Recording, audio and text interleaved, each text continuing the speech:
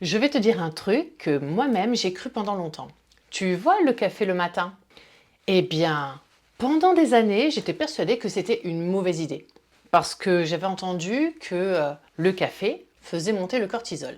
Et peut-être comme toi, eh bien je me suis dit, ok, si ça dérègle les hormones, autant éviter. Surtout quand tu commences à t'intéresser à ton corps et que tu comprends que les hormones jouent un rôle énorme. Donc, pendant un bon moment, j'ai commencé à attendre avant de boire mon café. Et j'étais tellement convaincue que j'ai même fait arrêter mon mari. Comme quoi, ce qu'on entend sur les réseaux sociaux, ça peut vraiment s'ancrer.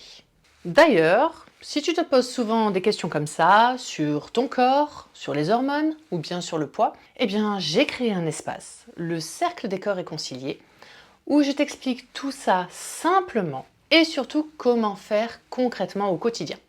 Je te mets le lien en description si tu veux aller voir. Mais revenons-en au café. Parce que ce qui est intéressant, en fait, c'est que cette idée, elle ne vient pas toute seule. Souvent, on entend que le cortisol fait grossir, qu'il bloque la perte de poids.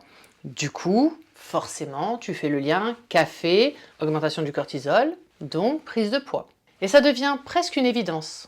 Sauf que quand j'ai commencé à vraiment creuser le sujet, eh bien, je me suis rendu compte d'un truc. La réalité est beaucoup plus nuancée et surtout beaucoup plus intéressante. Parce que tu vas voir, au fond, le vrai sujet, ce n'est pas vraiment le café. Le vrai sujet, c'est surtout dans quel état est ton corps quand tu le bois. Alors déjà, il y a un truc important à remettre au clair. Le cortisol, ce n'est pas une mauvaise hormone. Aujourd'hui, on en parle beaucoup comme d'un ennemi. Mais en réalité, sans cortisol, ton corps ne fonctionne pas. C'est lui qui t'aide à te réveiller, qui met ton corps en route, qui mobilise ton énergie pour démarrer la journée. Et surtout, il y a quelque chose que beaucoup de gens ne savent pas. Le matin, ton corps produit naturellement un pic de cortisol et c'est fait exprès parce que c'est ce pic-là qui te fait passer du mode sommeil au mode je suis réveillé. Donc ce cortisol du matin, eh bien, il n'est pas un problème puisque c'est même exactement ce dont ton corps a besoin. Alors oui, la caféine peut stimuler un peu ce système. Mais en réalité, ce que montrent les études, c'est que si tu bois du café régulièrement, ton corps s'adapte. Donc non, clairement, ton café du matin, même si c'est à jeun, il ne va pas faire exploser ton cortisol comme on peut l'entendre. Par contre, là où ça devient intéressant, eh bien, c'est autre chose. Parce que le café à jeun, eh bien, malgré tout, en dehors du cortisol, il peut quand même poser problème. Et donc pas pour les raisons que tu imagines. Le café stimule l'acidité de l'estomac. Donc si tu le bois à jeun, ça peut te créer des brûlures, des inconforts, surtout si tu es déjà sensible. Au-delà de ça, il stimule ton système nerveux. Et là, c'est si ton corps est déjà fatigué, c'est là que ça peut faire un effet un peu brutal. Par exemple, ces moments où tu te sens nerveuse, agitée ou même anxieuse. Et en général, 2 heures après, tu t'écroules complètement. Eh bien ça, tu vois, par exemple, c'est quelque chose que je vois énormément, surtout chez les femmes autour de la quarantaine. Pourquoi? Eh bien, parce que le sommeil change, le stress est plus présent et la charge mentale est énorme. Du coup, en fait, ton corps devient plus sensible à ce type de stimulation. Mais ce n'est pas le café en lui-même au départ le problème. Et chez certaines femmes, le café à jeun peut également faire monter la glycémie assez rapidement. Et ensuite, elle redescend.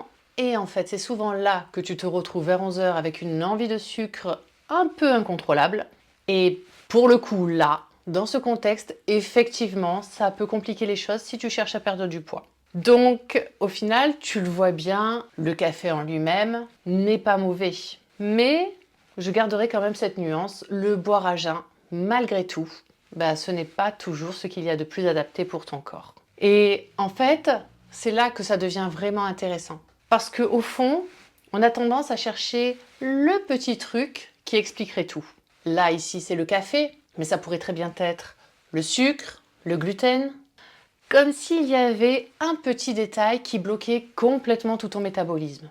Alors qu'en réalité, ce que je vois le plus souvent, c'est tout autre chose.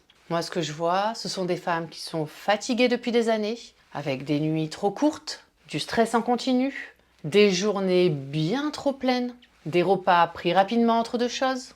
Et dans ce contexte, eh bien, on va se focaliser sur un détail. Alors que le corps, lui, il ne fonctionne pas du tout comme ça.